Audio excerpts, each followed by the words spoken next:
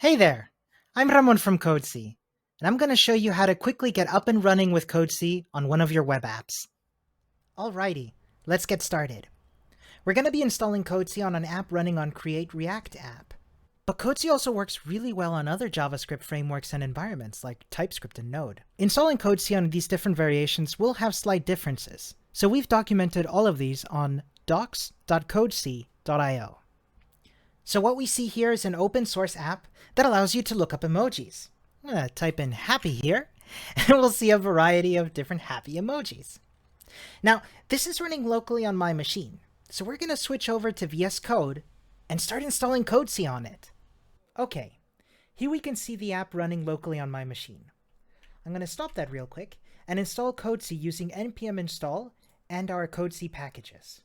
This works with Yarn too. Next, we'll install React App Rewired.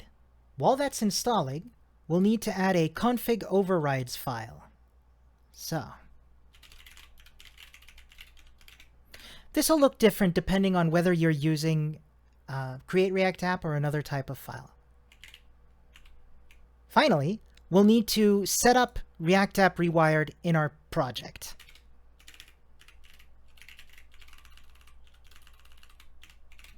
With those steps done, we're ready to go with CodeC. And as you can see, it just took me a couple of moments.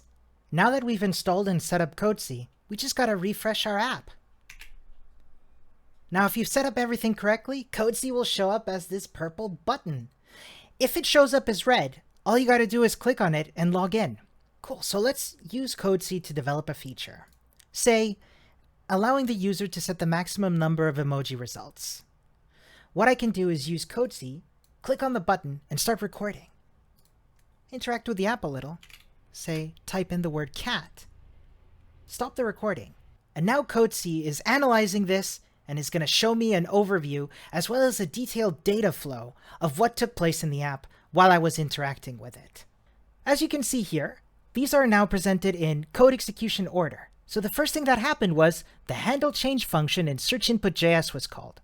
So let's click on it. So right away, we can see that the handle change function was called with an event, and it called a callback called text change.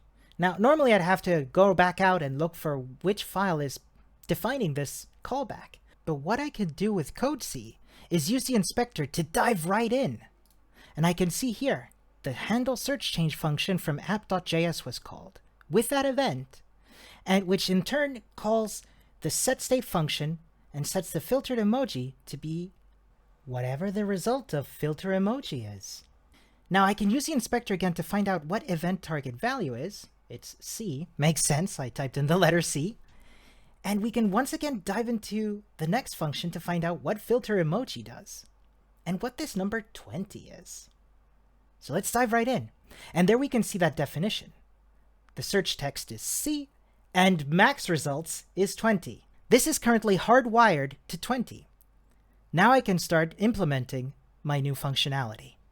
As you can see, getting up and running with CodeC only takes a handful of minutes, and then you can start understanding your code bases a lot more quickly.